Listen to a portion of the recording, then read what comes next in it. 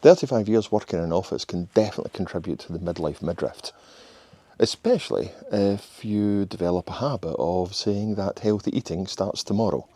But the brain has a fair bit to answer for, and yet all it's trying to do is make sure that we feel better. The way that it does that contributes, or can contribute, to our midriffs, weight and health. In this episode, I'm going to look at what it is that turns the brain's help into bad habits and how we can turn those bad habits around and actually start feeling better, but also healthier.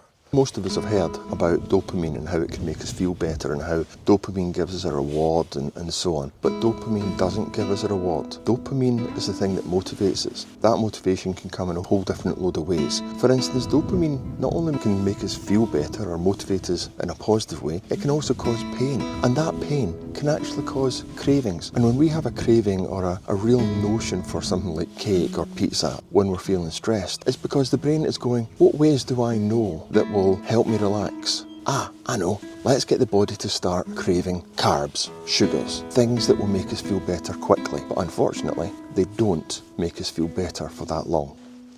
I'm sure I'm not alone in searching for contentment. And a few years ago, I found every so often that I was feeling this sense of contentment. But looking back now, that sense of contentment tended to come on a Friday night. It tended to come after dinner. And chances are that dinner was a bit of a treat dinner.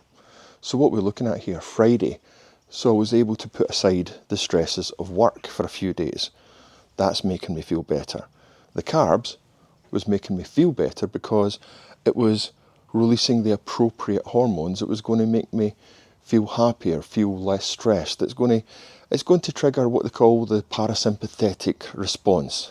Most of us have heard of fight or flight, but there's also rest and digest, and that's what we're trying to get to. That rest or digest mode is connected with the parasympathetic nervous system. When instead of the stress increasing, when it starts to get easier for us, that's the parasympathetic reaction, if you like. Comfort eating can help this because carbs can actually release serotonin, the happy hormone, and that can give us a feeling of relief from stress. But as we know, it only lasts for a short time. Then what happens? We eat more, we drink more, and it's just this vicious cycle. And especially with something like alcohol, not only do we drink more to try and get that effect, but when we stop drinking, it increases our anxiety and it gets even worse. When that happens, what do? We eat more, we drink more, we put on more weight.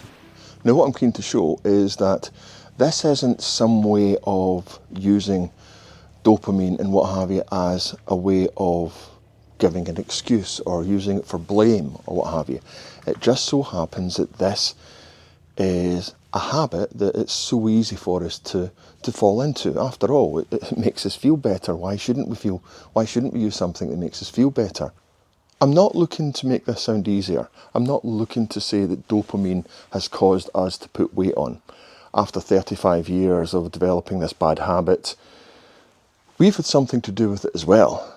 But it's understandable. And because we can understand what caused the comfort eating, and because we can understand what it was that the comfort eating was about, as in de-stressing, then if we can start hooking into other things that can cause that de-stressing, then slowly we can start moving away from comfort eating.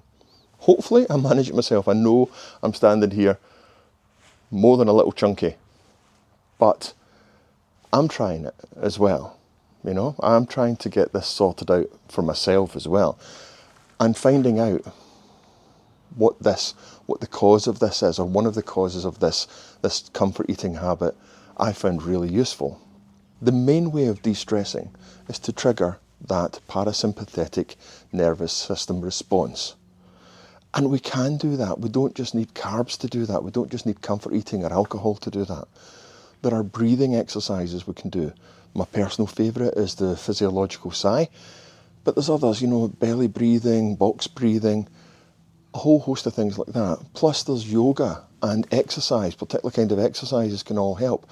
Whatever suits you will help. And if you can get into the habit, if you start to feel stressed, of actually using those techniques, then bit by bit the brain will learn that you can de-stress a lot easier by using a breathing exercise than by eating a pizza.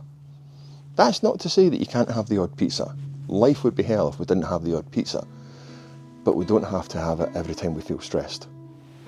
Physiological sigh involves you taking 2 relatively short breaths in through your nose and then 1 long breath out through your mouth. It's said that you do this 2 or 3 times and it helps. Personally, I find I need to do it a little bit more than that, 5, 6, 7, whatever it takes. It doesn't so much rid you of stress, but it takes the edge off it, which allows you to think that bit clearer, which then allows you to sort the stress out properly. There's a number of different breathing exercises. You can do them anywhere, you can do them in the bus, even sitting in the office or something. Physiological sigh is relatively simple, don't have to think about it too much, and it works. Find one that works for you, it really does help.